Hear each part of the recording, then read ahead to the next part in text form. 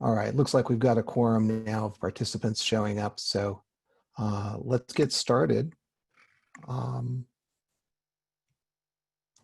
going to be talking today about GroundWork Monitor Enterprise for those of you who are not familiar with it, and I'm going to talk about why you would want to configure GroundWork Monitor Enterprise for distributed monitoring. We'll also go through the components that make up the distributed monitoring of parent-child in GroundWork. Well, that's what we call distributed monitoring, parent-child. We'll go through how the architecture looks. I'll show you some slides which will illustrate the different components in action. And then I'll actually go through a quick demo to show you how that works and what the steps are to configure it. I will try to talk slowly. I'll try to keep it under the speed of light so that we can get through the material at a reasonable pace. And this shouldn't take more than about 20 minutes of your time to really understand it, because honestly, it's not that hard to set this up. So let's get started in talking about GroundWork Monitor Enterprise. I noticed on the attendee list that there are some people who are perhaps less familiar with the product. So we decided to have a short introduction here. And specifically starting with GroundWork Monitor Enterprise 8.10, we're providing a lot of monitoring capabilities here. So we have an on-prem monitoring platform. It is a unified monitoring platform, meaning that we can monitor your infrastructure using multiple different monitoring applications. And then we collect all that in a central point for the viewing of dashboards, the alerting, and of course the reporting and so forth that you can get from your monitoring system. And we can use this system to track the health of your entire infrastructure, a lot of your applications and application parameters, and also look for networking, network traffic, identify issues with your networking, and so forth.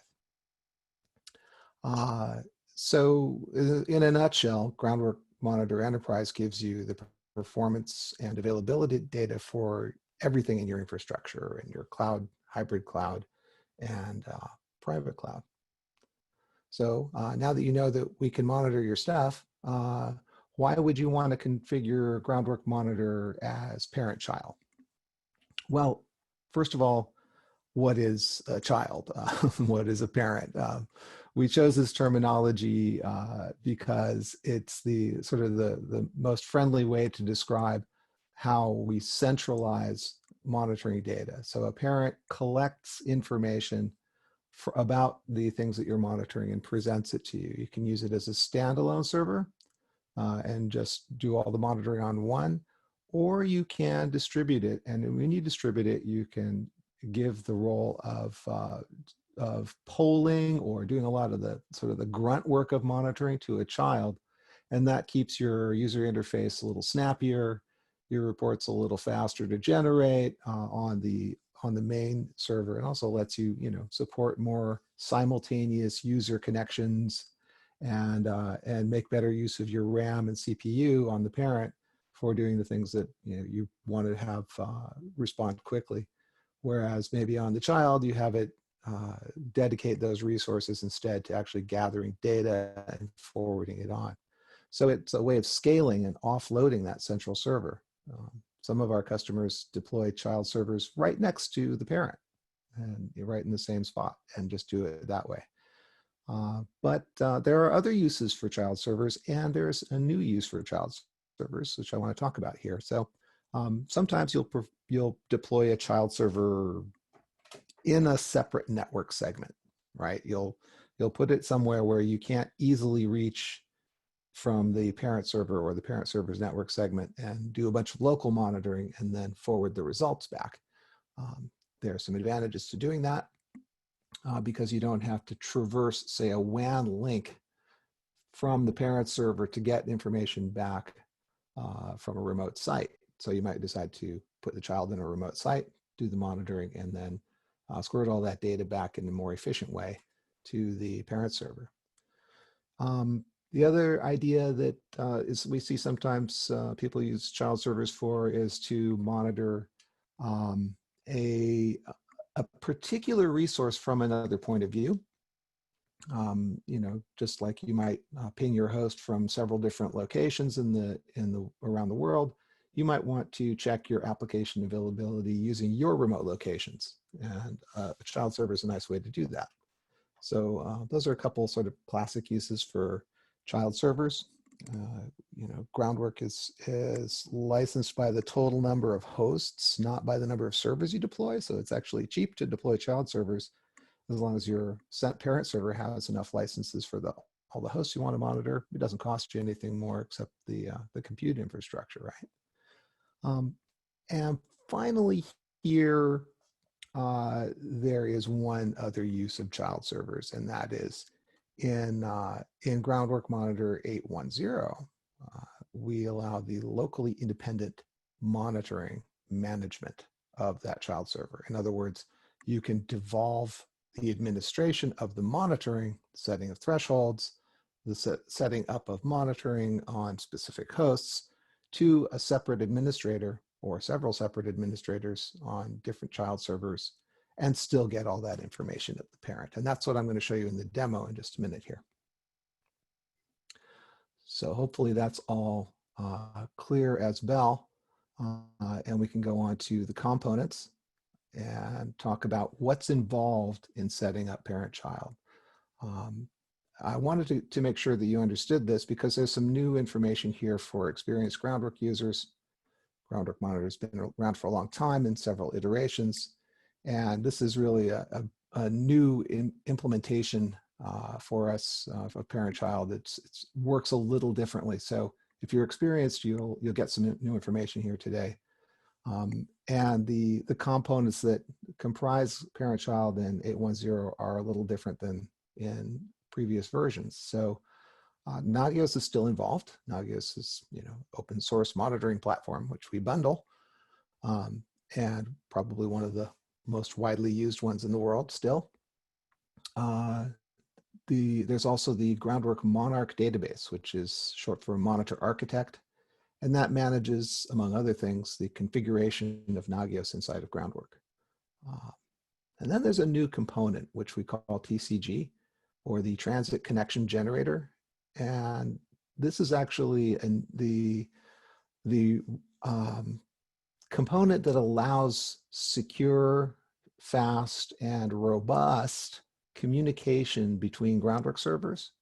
It's actually also a reusable component and is used for communicating with other monitoring sources, as we'll see in future webinars, hopefully on this same channel. And then finally, the GroundWork Foundation, which is kind of it's got to be involved in everything GroundWork. It is the data normalization layer, which captures all of the monitoring state data and presents it to you in a user interface. So let's talk about how we architect parent and child. Oh, just a quick note here. There is a Q&A window that you can bring up on your screen. And if you have questions, drop them in there and I'll get to those at the end of this webinar. Okay, so let's talk about the options for setting up parent-child. And the first option now I'm going to talk about is the new one. Basically, we call it Child Managed Child. And this is the one where you can devolve the administration of monitoring to a child server. And you can, you know, give another administrator full access to that child server and they can configure whatever they want, including the connection to the parent. And the other primary way of configuring parent-child is to use what we call a parent-managed child. And that's kind of the opposite. It's kind of like, you know, a teenager with your car. You know, in a child-managed child, then you trust the teenager with your keys to the car. And in a parent-managed child, you don't trust them with the keys. You got to watch everything they're doing. You even got to drive them around. So in parent-managed child, you push all the configurations out from a central location. This is good if you really want to keep tight rein on the standards of your monitoring configurations. You don't have a whole lot of independent, well-trained administrators in your organization, and you really want to maintain a central point of control. So both of those are valid use cases. Both of them have practical application in the real world, and both of them are configured, but they are configured slightly differently. And so here's how that looks. So just graphically here, this parent server is actually identical in function to a standalone server in that it has local inventory, which that is inventory in this context, meaning hosts and services you want to monitor, which you configure in the local Monarch, and then you push that to the local Nagios and it starts monitoring. And then the new TCG component picks that up and forwards it to Foundation, and then you see it in the GroundWork 8 user interface. So all so far very straightforward. And in fact, if you deploy a child managed child internally, it looks very similar. You configure the local child managed child inventory on the child in Monarch. You push it to Nagios, it starts monitoring. The TCG on the child picks up that inventory and forwards it to the local Foundation. And then it also does one more thing. It forwards it to the parent Foundation. Okay, so that's really the only difference between a standalone and a child managed child. And that's what I'll demo for you today. A slightly more involved configuration, not dramatically, but slightly more involved, is the parent managed child. And in this case, you group the inventory on the parent into specific groups inside the Monarch database, and then build the instances of those groups out onto the child servers in the same way that we used to do it in the prior versions. So that will look very familiar to existing users of parent-child. There is a difference though. Notice that neither in the child-managed child nor the parent-managed child do the results actually come back to the parent Nagios. They only come back to Foundation. So you don't need to manage the inventory for the children in the parent Nagios. You only need to manage the local inventory. And that's why these groups, actually, inventory that you put in these groups here doesn't ever show up here. Well, when you push it out, it goes to the parent managed child Nagios. It starts monitoring. TCG picks it up, forwards it to the local Foundation, and also forwards it to the parent Foundation. And the result of this is that the Monarch database on the parent managed child is never used. Actually, the menus are disabled. And but in either case, if you log into the child, you can see all of the inventory that's being monitored on that child. And if you log into the parent, you can see the local parent inventory, child managed child inventory, and parent managed child inventory all in one place. Okay, hopefully that's clear and is easily understood. Now let's go into a little demo. Now, everything I'll tell you in this demo, you can also see on the GroundWork support site in the Deploying Parent-Child section of the documentation. So there's no mystery here. You don't need to take too great notes. I've already done that for you.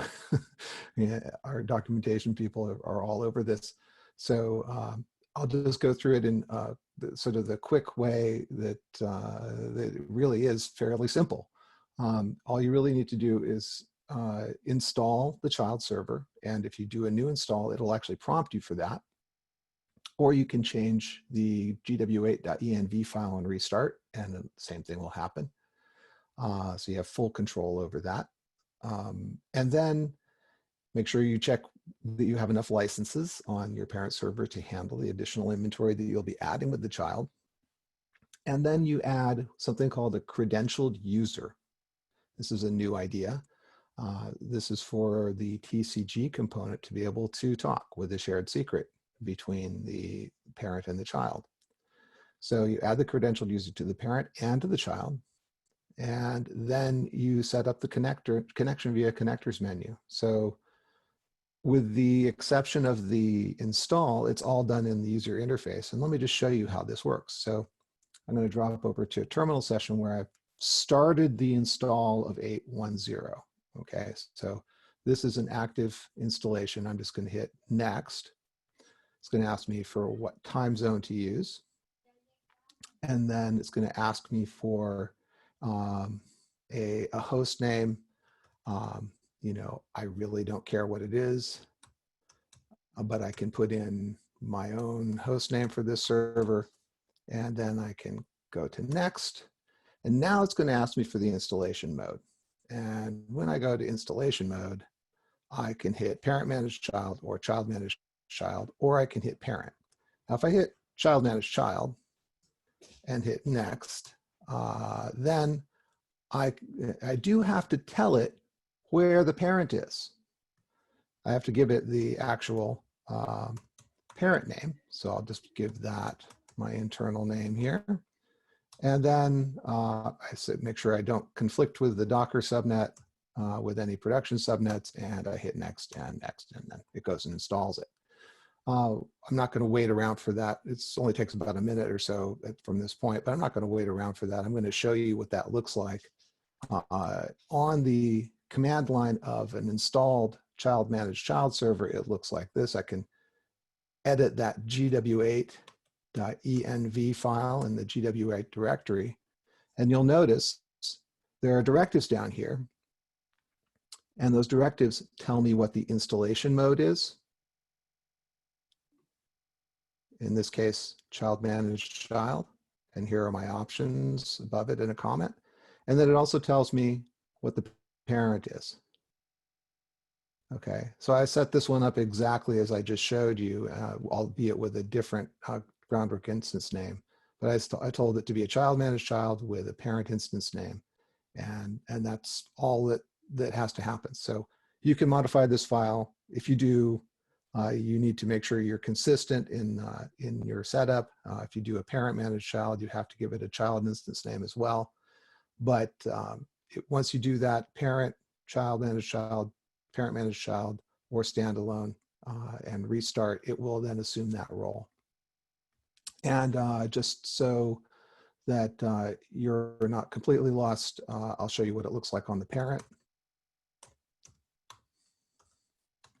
And then on the parent, it just has the parent instance name, and it says that its installation mode is parent. So enough sort of deep tech here. That's about as deep tech as the parent child goes. Again, you don't have to do this way. You can just use the installer, and if you're installing all new servers, that's the easiest way to do it.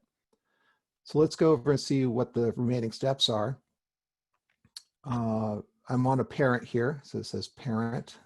I'll make that a little bigger. You can see this is the parent, and then over here on the child, I've called it a child. And I will not actually be checking the license, because I already know my license is good on this one. But that will be your first step. And then your next step is actually to create a user. Now, I've cheated and I've already created the user. I've called it TCG, just so it's very clear what the role is. But the only thing you want to make sure is that it's a credentialed user. So you do a username. You don't need any of this stuff. Make sure it's a credentialed user, has the admin role, save it, and give it a password. Then you're done with the parent side setup for child managed child. Over on the child side, you do the same thing. Users, create a user. Doesn't matter what you call it, as long as it's the same as the one on the parent. It has to be a credentialed user, and it has to be in the admin role, and the password has to be the same. But this should take you about 30 seconds, to do all that. Okay, now what? Well, now TCG knows about the parent on the child.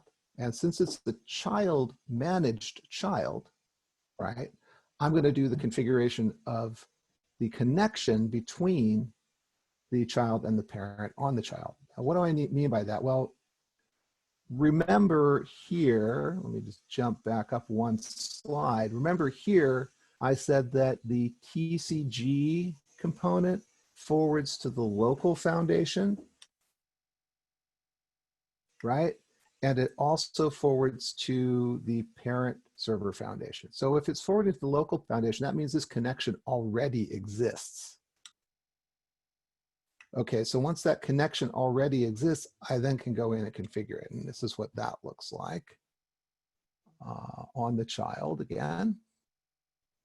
Configuration, connectors, local Nagios, and then GroundWork connection. So where does this local Nagios connector actually connect to? Well, it connects to the local GroundWork, but it can also connect to the parent. And since it's a child managed child, it already knows the host name. So all I have to do is tell it what my connection name is.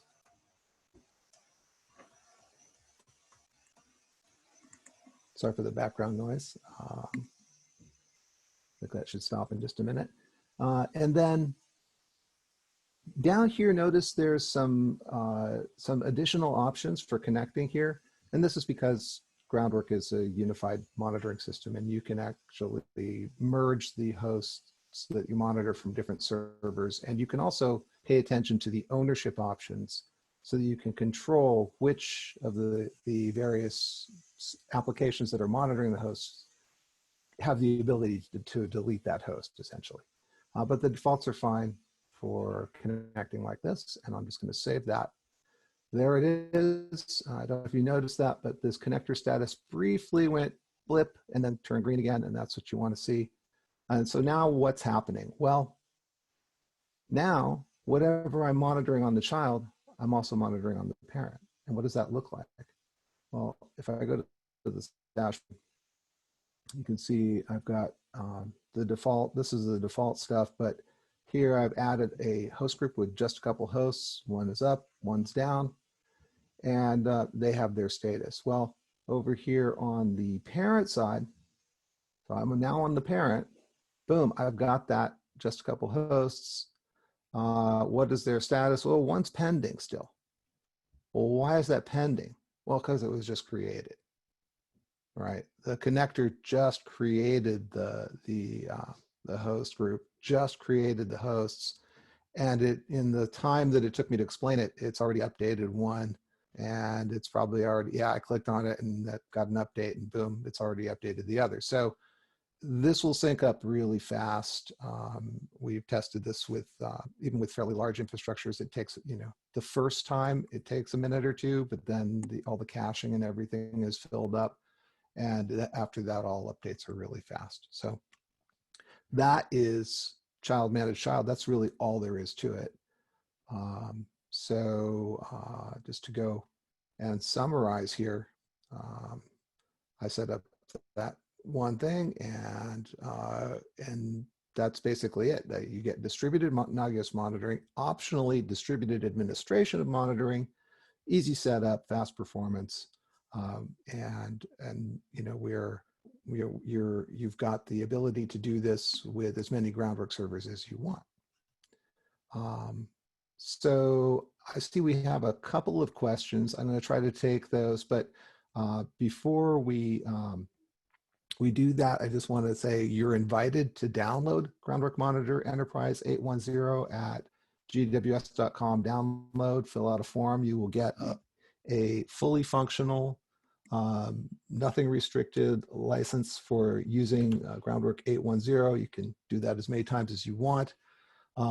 The license right now expires in about 3 months, and it has about 200 hosts in there, so you should be able to get a significant amount of your monitoring configuration done. And if you decide to go for a commercial license, you can just apply the license to those existing installations. You don't have to reinstall or anything. And just contact Laura at here's her email address, and she'll set you up. Also, if you want, we'll help you. I mean, we love to see people use our software. We love to get your feedback, and we'll help you set it up and answer your questions about deployment. Just ask us really at support, and support8.gws.com is the site where you can file tickets and get your accounts and stuff. So looking forward to hearing from anybody who's interested. And now I'm just going to take a couple questions. So let's see. Here's a question. Can I monitor the same host from 2 GroundWork servers? Well, yes.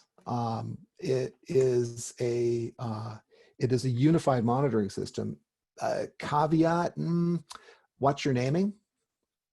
In other words, if you decide you're going to call it host A on one GroundWork server and host B on another GroundWork server, well, you are going to have a problem because it's only going to merge the hosts that have the same name. And actually,